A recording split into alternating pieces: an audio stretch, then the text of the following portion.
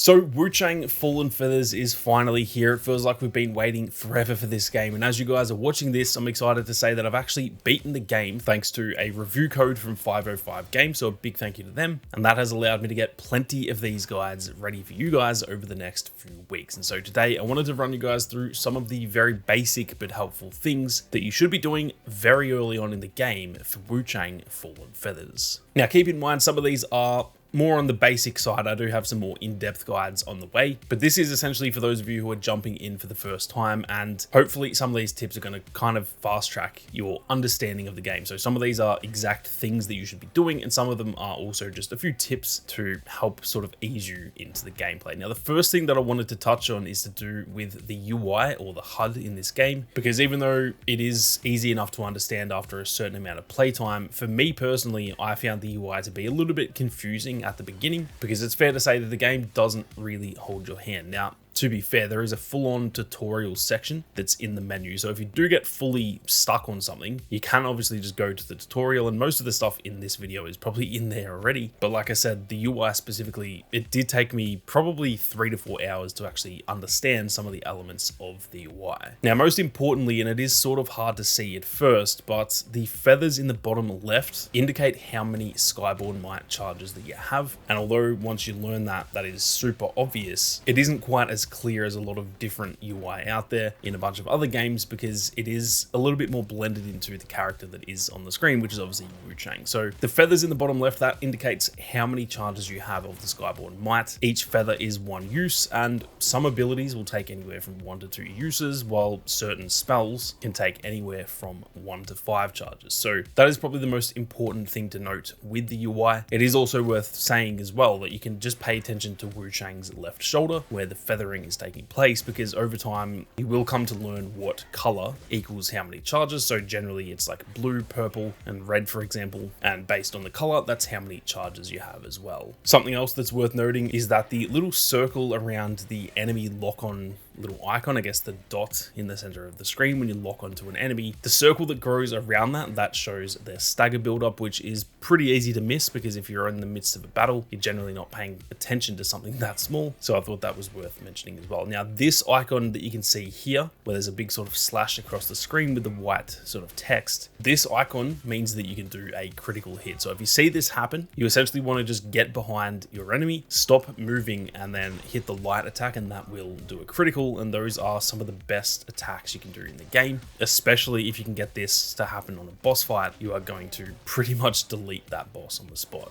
Now the last thing with the HUD that I just wanted to mention as well is that up in the top right you will be able to see your Mercury, which is essentially like the points you gain in order to buy skill points essentially. And normally you'll just see that up in the top right when you're collecting Mercury, but if you see that go sort of gold and red at the same time, that means that you've got enough Mercury that you can actually go and buy a skill point when you're at a shrine. So keep that in mind as well. If you see it sort of more prominent up in the top right, that means you can level up. Now getting into some actual things you should be doing as soon as you start the game in terms of places you should go and things you should get. As soon as you start the game, you will arrive in this place called the Reverend Temple. This is essentially the first point of interest that you arrive at. Now what you want to do is you want to speak to this guy who is sort of laying on the floor. He's obviously very ill, so he's pretty hard to miss, and if you speak to him, he'll give you an item called the Peachwood Amulet. You want to make sure you get that and just hold on to it for now. I will touch on it later on in the video. Now after you've left that building, as soon as you exit, you will find the first shrine. Now from here, you want to pretty much go straight behind you and go around to the left of that Reverend Temple, and you'll find this character over here in a tent. Now if you talk to this character, you'll get a free faint red feather, and these are the items that essentially allow you to master your weapons, effectively leveling them up. And you will very quickly come to learn that in this game you are going to need to level up your weapons if you want to beat some of the mid-game bosses, because I'm not going to lie, they get very, very difficult. So it is definitely worth getting this one immediately in order to start stacking these and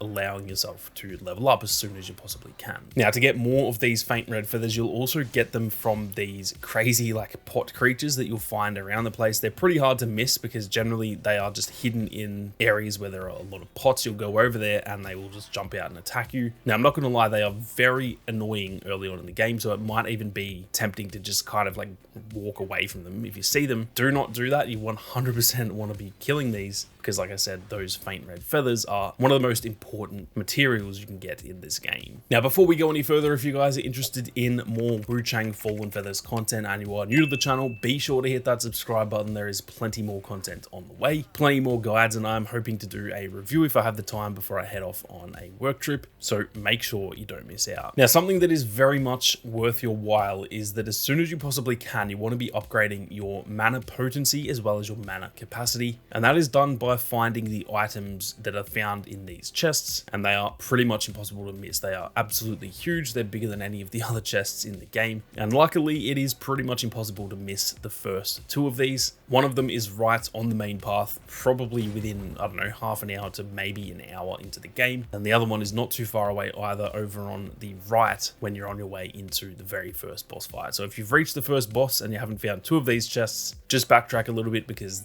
like I said, they are pretty much impossible to miss. Once you have those items, as you can see here in your skill tree, these nodes right here are what you want to be upgrading, because that will obviously give you more capacity, and it will also mean the mana will actually heal you more every single time you use it. Now, finally, the tips that I have here are all to do with a place called Shu Sanctum, which is not too far into the game. It's probably, I don't know, 90 minutes to maybe 2 hours into the game. And once you get here, there are a few characters you want to speak to that will give you some pretty decent items. Now, firstly, this character called Wuchang, who you will actually meet a little bit earlier in the story, he allows you to buy better items off him if you give him the golden bowl, which you should have already found on your way to the sanctum, as it is essentially impossible to miss. Now, earlier where I said you'll face the first boss called Wuchang, I won't show any gameplay for spoiler reasons, but if you're fighting a boss called Wuchang, you'll find the golden bowl in a room pretty much right outside the entrance into that boss fight. And once you get that golden bowl, like I said, give it to Wuchang here, and he will allow you to buy some better items. Now, pretty much the exact same as that, there's another character here called Xing, who is literally just a few meters away from Wuchang, and he will actually allow you to buy items from the bosses that you've beaten. So this is usually their armor, or sometimes it's like amulets and stuff like that. And this is very much worth doing, because some of the best armor in the game is found after you've beaten some of these bosses. So be sure to hand him Wuchang's item once you arrive at Shu Sanctum, as you will obviously need to beat Wuchang once you arrive here. And eventually from here on out, pretty much every time you beat a boss, you want to come back to Xing, give him the item that the boss gave you, and that will often allow you to buy their armor, which, like I said, is not only statistically really good usually, but they also look pretty damn awesome. So definitely get into the habit of doing that. Now, lastly, coming back to that Peachwood amulet that I mentioned earlier in the video, from here, you just want to go up the stairs in Shu Sanctum, and you'll find a character here who is essentially the mother of that character you spoke to earlier. If you give her the Peachwood amulet, she will give you a divine gift, and these are essentially used for removing your madness buildup, which is very helpful, because although madness can often help you, it can also be kind of detrimental against certain bosses. And so this is just a quick way of being able to remove your madness, albeit there are some other ways to do this, but I will mention those in some upcoming videos. But that is pretty much it for some of the easiest and best things you should be doing early on in Wuchang Fallen Feathers. If there's anything you guys think I missed, be sure to leave a comment down below. But with that being said, thank you all very much for watching. You guys have a great day, and I'll catch you all in the next one.